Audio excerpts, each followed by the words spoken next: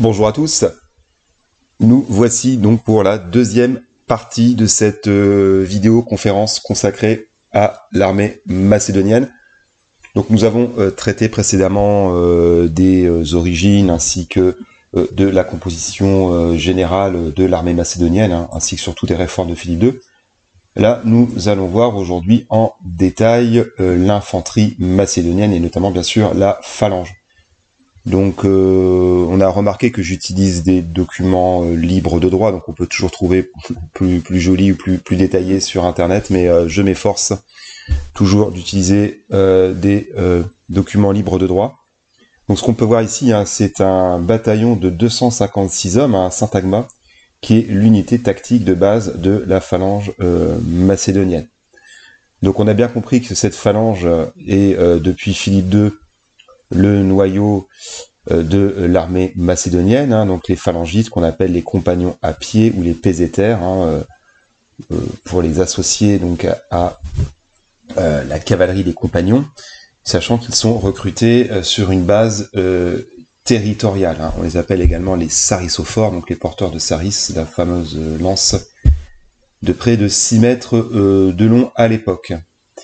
Alors à voir que dans le corps expéditionnaire au départ de la conquête d'Alexandre, les pézétères sont au nombre de 9000 hommes, répartis donc en 6 bataillons, ce qu'on appelle les taxéis, sachant qu'un bataillon compte 1500 hommes et qu'il est commandé par un tarxiarque. On pourrait citer au départ comme tarxiarque Perdiccas, Cratère ou Polypercon pour les plus connus. Alors, à voir qu'il y a aussi, on l'imagine, un bataillon d'élite au départ de la conquête, ce qu'on appelle les astétéroïs, commandés par Coenos, mais l'interprétation varie selon les historiens. Certains considèrent effectivement que c'est un bataillon d'élite, d'autres que c'est un bataillon recruté dans des cités. Donc la composante de base de la phalange macédonienne, c'est la file de 16 hommes. Donc ce qu'on peut voir ici, si on compte bien, il y a bien 16 guerriers, ce qu'on appelle le lokos. Donc 4 de ces lokoi forment donc une unité de 64 hommes, ce qu'on appelle une tétrarchia, et 4 de ces tétrarchies donc forment un syntagma, donc qui est l'unité de base, l'équivalent d'une compagnie. Au-dessus, donc on a 4 syntagmés, ce qui forme 1024 hommes, c'est la Kiliarchia. Et 4 d'entre elles composent une stratégia avec à sa tête un stratège. Donc à chaque échelon, hein, le commandant de l'unité et aussi le commandant des unités inférieures qui la composent. Autrement dit, le stratège est donc l'un des 4 Kiliarques. Bon. Alors, je vous épargne également la liste des officiers, mais on distingue aussi des officiers d'intendance, qui ont en charge l'inventaire et la conservation du butin, ainsi que la solde, tout ce qui est en rapport aussi aux rations, à l'équipement. Et on trouve également des secrétaires, donc des grammatéis, qui tiennent également les registres de l'armée. Donc il y a une certaine évolution à l'époque antigonide, hein, donc à l'époque hellénistique,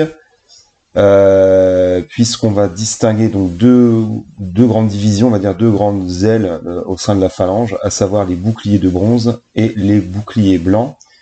Et les effectifs sont en expansion à l'époque des derniers antigonides. Donc on avait estimé au départ de la conquête d'Alexandre à peu près 9000 phalangites. On va atteindre 16 000 en 197, hein, au moment de Cynocéphale, hein, bataille contre les Romains, et au moment de Pydna, 24 000. Bon. Alors, je reviendrai sur ce document tout à l'heure par rapport à l'emploi tactique des saris. Voyons maintenant l'armement. Alors, je le dis d'emblée parce que le document suivant est parfois attribué, donc, on considère que c'est un phalangite, mais d'après Battistini, donc le dictionnaire d'Alexandre le Grand, auquel je fais confiance, il s'agirait plutôt d'un hypaspiste, comme on peut voir avec le port d'une armure en bronze et non pas du linothorax en lin. Donc c'est pas tout à fait clair qu'il s'agisse d'un phalangite, et de manière parfois un petit peu simpliste, on dira, on considère que ça représente un phalangite. Donc c'est un bas-relief du sarcophage de Sidon, hein, donc on est là en Phénicie, hein. C'est un dignitaire phénicien rallié à Alexandre. On est là vers l'an 300, hein, qui a eu un magnifique mausolée. Donc pour l'armement, je vais pas forcément utiliser ce document-là, même s'il y a des points communs bien sûr entre les hypaspistes et les phalangites, donc on y reviendra après sur les hypaspistes. Donc je vais revenir sur le document précédent. Alors, sachant que l'armement donc est connu certes des fouilles archéologiques, mais aussi par un code militaire, donc trouvé à Amphipolis, qui prévoit les amendes frappant les soldats qui seraient dépourvus de l'armement réglementaire. On a aussi d'ailleurs des illustrations sur des pièces de monnaie, notamment de casques. Donc on va commencer par les armes défensives. Donc on avait bien vu avec les réformes de Philippe qu'il s'agissait d'alléger l'équipement défensif, donc ils abandonnaient la cuirasse de bronze, sauf pour les officiers, pour une cuirasse en cuir, donc on appelle parfois l'inothorax, donc cuir avec, je suppose bien sûr des ajouts de pièces métalliques, ainsi qu'un casque en bronze, alors souvent de type phrygien. Alors c'est plutôt un casque trace, mais on l'appelle phrygien parce qu'il a la forme d'un bonnet phrygien avec un bourrelet au sommet du crâne. On peut également trouver des casques de forme ogivale, hein, ce qu'on appelle un konos, voire également un bonnet de feutre également. On imagine pour les déplacements, hein, ils vont pas marcher des kilomètres et des kilomètres avec leur casque forcément. Alors, au niveau défensif, ils ont également un bouclier rond. Alors attention, ce n'est pas l'oplone, comme on le croit souvent, hein, je l'ai déjà dit précédemment, hein, mais bon, je me répète, mais oplone ne signifie pas littéralement le bouclier comme on le croit trop souvent, mais c'est l'aspice, hein, donc bref, oplone ça veut dire l'ensemble des armes, hein, ce que n'est pas panoplie d'ailleurs. Bref, alors certains chercheurs aussi pensent que les phalangites pouvaient porter un bouclier un peu plus petit en forme de croissant, donc on pourrait appeler la pelletée, comme les peltastes, et que ces boucliers donc sont tenus au soldat par une lanière, ce qui lui permet en fait de tenir la sarisse à deux mains. Parce qu'évidemment, sinon, s'il tient son bouclier, c'est impossible de tenir à bout de bras, avec un seul bras, la sarisse. Donc au niveau défensif, il y a aussi donc des jambières en métal, hein, les cnémides, donc parfois aussi peut-être en cuir. On suppose hein, que les officiers portent une demi-cuirasse métallique au lieu de la cuirasse en cuir. Donc au niveau offensif, donc je vais assez vite parce que j'ai déjà évoqué, mais c'est bien sûr la longue pique, hein, ou la sarisse, donc qui est l'apport décisif du temps de Philippe, hein, donc qui mesure à peu près 5 mètres et demi à l'époque, et qui sera sans cesse rallongé pour faire face aux phalanges équivalentes à la corde hellénistique. L'épée courte, copis ou maquera, donc c'est une épée à un seul tranchant, hein, bien moins efficace que le fameux glaive espagnol des légionnaires romains. Et comme on l'a dit précédemment, du fait de sa longueur, la sarisse doit se porter à deux mains. Alors, à voir aussi que certaines découvertes archéologiques prouvent que les phalangites peuvent aussi porter une épée à deux tranchants qu'on appelle le xyphos, et ils peuvent aussi porter la lance hoplitique, la dorie, plus courte que la sarisse. Alors, de manière plus anecdotique aussi, Plutarque a écrit que Alexandre a ordonné à ses soldats et officiers de raser leur barbe afin qu'elle ne serve pas de prise aux mains des ennemis. Alors, pour l'utilisation tactique, bon, des choses qu'on connaît bien, hein, mais qui ont été stipulées par Polybe, donc pour la période hellénistique, hein, bien sûr, hein, du temps des guerres entre les Antigonides et les Romains. Donc, d'après Polybe, la phalange macédonienne, hein, on va dire classique, se forme sur 16 rangs, hein, c'est 2 fois plus que du temps des phalanges hoplitiques. Et comme on peut le voir sur le document, les 5 premiers rangs abaissent leur sarisse, hein, ce qui forme une véritable muraille métallique. Alors, durant certaines batailles, Alexandre a cherché en fait à étendre son front face à l'immensité des troupes perses. et il a réduit le nombre de rangs à 8. Alors, à voir aussi que bien sûr les phalangites des rangs de l'arrière portent bien sûr leur lance à la verticale pour former un bouclier face aux projectiles afin de les dévier. Et à voir en fait que donc pendant la charge, les saris sont levés à la verticale, puis baissés au dernier moment, ce qui crée une violente onde de choc combinée à la masse, bien sûr, de tous les soldats, ce qui libère une formidable énergie cinétique. Alors, à voir aussi que durant les phases défensives, les saris donc, ont en fait 2 pointes. Ça a été attesté par des fouilles menées notamment par le fameux archéologue Andronikos, celui qui a découvert la tombe de Vergina. Donc bref, en tout cas, les saris peuvent se planter dans le sol à l'aide d'embouts métalliques afin de soutenir la puissance des charges adverses. Alors, à voir aussi que la phalange donc, possède un équipement défensif assez léger, ce qui lui permet quand même, malgré la longueur des lances, de se déplacer relativement rapidement et avec fluidité, bon, ce qui on suppose nécessite beaucoup d'entraînement. Alors, bien sûr, la phalange va devenir la colonne vertébrale de toutes les armées hellénistiques, et elles vont jouer le rôle de l'enclume dans le cadre de la tactique dite du marteau et de l'enclume, sachant que le marteau, c'est la cavalerie lourde des compagnons. Bon, je ne vais pas trop m'étendre sur la phalange, c'est un thème qu'on connaît bien. Alors, par rapport aux inconvénients, c'est que, déjà on le voit avec l'illustration, c'est que il y a une forte vulnérabilité sur les flancs et sur l'arrière. Alors les fantassins, en étant équipés qu'une épée courte, ils sont incapables de contrer efficacement une attaque portée sur les flancs ou sur l'arrière. Alors les flancs sont, on l'imagine bien, protégés par des troupes légères, donc soit des mercenaires, soit des peltastes, et que autre inconvénient, bien sûr, c'est que c'est très difficile pour la phalange de faire demi-tour, au contraire des légions romaines. Alors, à voir aussi que les différents royaumes hellénistiques, donc Séleucide, Antigonide et Lagide, ont eu tendance ensuite à alourdir considérablement l'équipement des phalanges, parce que l'essentiel en fait des batailles de l'époque, c'est phalange contre phalange, donc il y a eu une tendance déjà à multiplier les rangs. On est passé pour certaines batailles à 32, notamment à la bataille de Raphia, qui est l'une des plus importantes de l'époque hellénistique, donc bien sûr entre Ptolémée IV et Antiochos III. Et donc tout ça évidemment se fait au détriment de la capacité de manœuvre, tandis que le port d'armure métallique et de casques enveloppants se généralise, et que surtout les saris s'allongent. On va atteindre jusqu'à 7,5 mètres, donc 2 mètres de plus, du temps des guerres contre les Romains.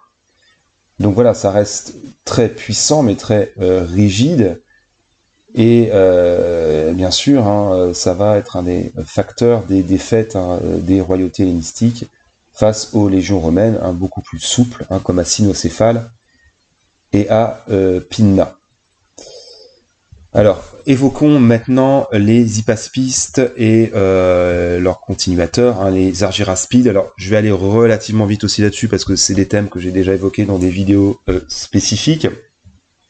Donc les hypaspistes, comme on peut voir l'illustration, j'évoquais tout à l'heure, donc le sarcophage d'Alexandre, quasi contemporain d'ailleurs. C'est des porteurs de boucliers littéralement. Donc au départ, c'est un régiment composé de valets d'armes des compagnons, et au fil du temps, ils vont devenir une troupe d'élite. Donc ils sont composés de 3000 fantassins, et d'ailleurs, ils sont au départ dirigés par Nicanor, un fils de Parménion. Bien sûr, je parle au temps des conquêtes d'Alexandre. Donc il s'agit à la fois d'une troupe d'élite, mais également d'une garde royale dont l'un des bataillons forme l'agema. Alors attention, il ne faut pas les confondre avec les gardes du corps ou somatophylaques, hein, qui sont au nombre de 7. Et ils sont recrutés donc parmi la noblesse macédonienne. Et d'ailleurs, le règlement militaire de Cassandreia, donc pour l'époque antigonide, confirme leur rôle d'unité d'élite et leur recrutement parmi l'aristocratie. Donc à la fin du règne d'Alexandre, on pense durant la conquête d'Inde, même si c'est pas très clair, mais en tout cas rien le dit ainsi, les hypaspistes prennent le terme de bouclier d'argent, argyraspide, hein, en honneur de leur victoire. Et ce terme va ensuite perdurer, hein, on va le retrouver également du temps de l'époque hellénistique, et pareil, le terme hypaspiste aussi sera employé dans les différentes monarchies hellénistiques, notamment les Séleucides, avec un synonyme, on pourrait dire, de garde royale ou d'agema. Alors, le sujet de leur équipement est sujet à la controverse. Alors, je sais qu'il y a toujours des documents qu'on voit toujours un peu de manière récurrente. Alors, ils sont libres de droit, on les voit souvent sur Internet, Wikipédia, par un dénommé John Shumate. Alors, ils sont très beaux esthétiquement, mais moi, ça me va pas. C'est qu'en clair, il n'y a même pas d'armure. L'hypaspiste, non, il est pas juste avec un bouclier. Non, il a une armure. En fait, c'est un phalangite un peu plus lourdement armé. En gros, c'est des hoplites, hein, ni plus ni moins. Donc, on voit bien là avec cette illustration. Et d'ailleurs, je renvoie donc la référence. Donc le dictionnaire d'Alexandre le Grand d'Olivier Battistini, éminent spécialiste, hein, de l'époque hellénistique, c'est que voilà, on voit bien qu'il porte une armure, hein, une armure lourde, une armure de bronze. Attention, hein, l'hypaspiste, alors peut-être que pour le déplacement, oui, il enlève sa cuirasse, mais au combat, il a bien une cuirasse. Donc ça ressemble en fait, on pourrait dire, à un phalangite un peu plus lourdement protégé. Ça reste quand même des troupes assez mobiles, hein, on voit bien, hein, ils mettent des raids, des coups de main, ils franchissent des obstacles, ils montent des falaises, enfin voilà, c'est un peu des troupes, on pourrait dire, commando. Même si voilà, le débat reste ouvert. Alors à l'époque antigonide, ce qui ajoute aussi à la complexité des choses, c'est que Polybe les appelle parfois les peltastes. Non, c'est Tite-Live, pardon. Tite-Live les appelle les peltastes, parce qu'on peut supposer qu'ils porteraient un petit bouclier en forme de pelleté. Mais non, ce ne sont pas des peltastes, hein, ce sont des fantassins lourds. Donc voilà, parfois les termes sont pas toujours très clairs, mais en tout cas en bataille rangée, ils combattent, hein, comme une phalange conventionnelle. Mais ils peuvent, voilà, on le suppose, avoir des équipements plus légers en fonction des missions.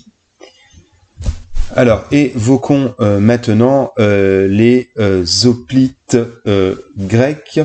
Donc, à savoir bien sûr qu'il y a des troupes de mercenaires dans l'armée d'Alexandre, dans le cadre de la Ligue de Corinthe, donc la Ligue panhellénique créée par Philippe comme outil de son hégémonie et futur, on va dire, outil de la conquête de l'Empire perse, et que donc les cités ont intégré des contingents d'infanterie lourde équipés donc de la panoplie traditionnelle des hoplites, hein, qu'on connaît bien, donc la lance, hein, la dorie, l'épée courte, le xyphos, à double tranchant, le bouclier rond, la spice, et un casque souvent de type corinthien, et une armure, alors soit en bronze, soit l'inothorax, mais en tout cas peut-être un peu plus légère que du temps de l'époque classique. Et alors durant la bataille, ils jouent pas un rôle forcément très actif, hein, ils sont plutôt là pour protéger les flancs de la phalange. Alors leur fait d'armes principale du temps des conquêtes d'Alexandre, c'est la bataille de Gaugamel. Ils sont placés à l'arrière du dispositif en position défensive.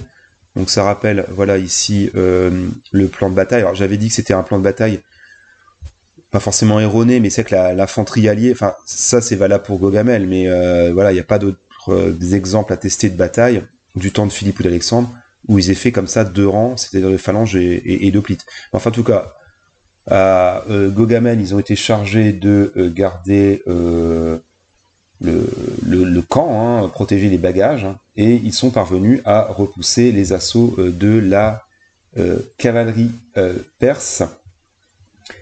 Alors, ensuite, évidemment, on va assister au déclin de l'hoplite grec, hein, et à l'époque hellénistique, sous les Antigonides, ils vont privilégier les mercenaires celtes et galates, hein, sans doute moins onéreux, équipés en turéophores, hein, donc c'est en gros des porteurs de boucliers longs. On pourrait dire l'infanterie moyenne, hein, sachant évidemment que ces troupes sont meilleures marchées que les hoplites grecs. Donc il y a les turéophores et les thorachitailles, donc en gros l'infanterie, on pourrait dire moyenne, avec un long bouclier typique des Celtes et autres Galates. Donc voilà, hein, en tout cas à l'époque hellénistique, il y a assez peu d'apports d'hoplites grecs. Alors pour l'infanterie légère, donc voilà l'illustration justement dont je parlais du dessinateur Shumate. Là on voit donc un peltaste agrian. Donc pour revenir un petit peu aux sources, hein, les Athéniens, durant la guerre du Péloponnèse, avaient montré que des troupes de peltastes parfaitement entraînées pouvaient battre un bataillon d'hoplites. Hein. C'est le cas du stratège athénien Iphicrate. Et ça va être pris à bon compte par Philippe II, qui voit aussi, on va dire, les Illyriens, hein, les farouches guerriers illyriens qui sont parvenus à détruire une grande partie de l'armée macédonienne avec des troupes légères, hein, de lanceurs de javelines.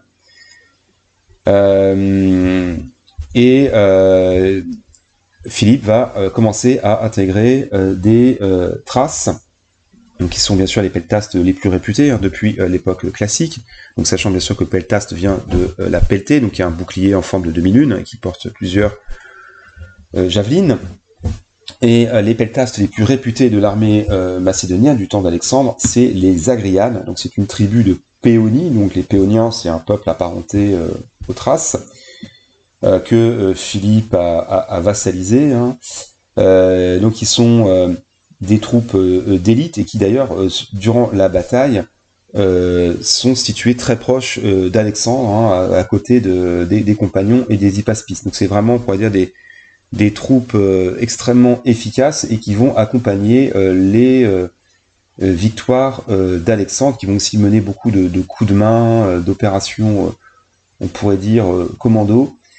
Leur plus grand exploit d'ailleurs à l'époque, hein, c'est d'être parvenu à repousser les troupes de Bésos, hein, donc la cavalerie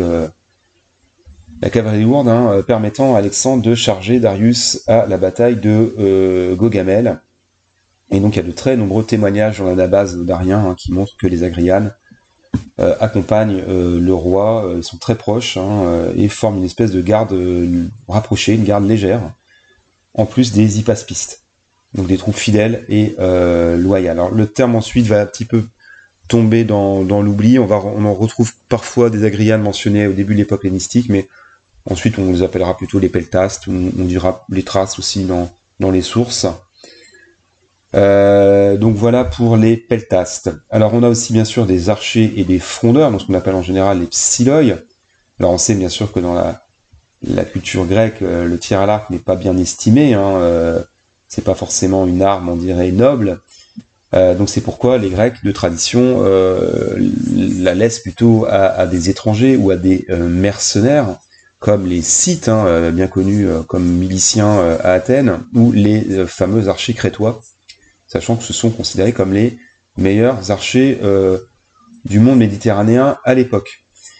Donc que ce soit les Scythes ou les Crétois, ils sont équipés d'un arc à double courbure, hein, fait de cornes de bouquetin, réunies par une pièce de bronze, avec une corde en boyau, avec des flèches assez longues, hein, avec des ailettes de bronze, et ils peuvent tout de même porter à 200 mètres. Alors on trouve aussi des archers thraces, illyriens, voire même macédoniens.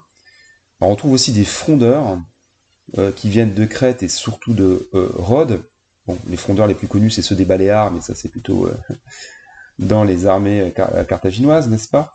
Et ils utilisent donc des balles de plomb qui pèsent 55 grammes et qui peuvent là aussi porter la très très longue distance, 400 mètres, à une vitesse de 100 km/h.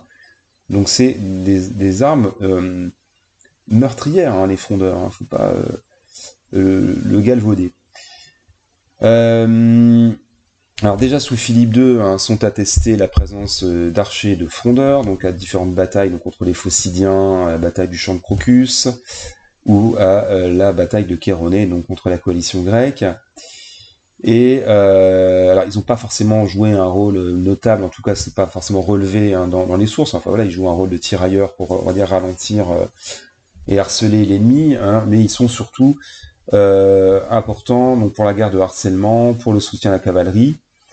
Leur rôle va devenir de plus en plus important au fil de la conquête, hein, parce qu'on passe un peu voilà d'une guerre classique de bataille rangée à une guerre plutôt d'escarmouche, une guerre de mouvement. Arien d'ailleurs va stipuler le rôle important joué par les Psidoi contre les Scythes. Alors à voir aussi qu'au fil de la conquête, des contingents d'archers asiatiques vont être incorporés, donc des Perses, des Mèdes, des Scythes, et selon les sources, ils sont même incorporés directement dans la phalange. Donc ils vont voilà, servir de troupes d'appoint au sein même des phalanges. Donc voilà pour ce topo sur l'infanterie. On verra la prochaine fois la cavalerie. Je vous remercie et je vous dis à bientôt.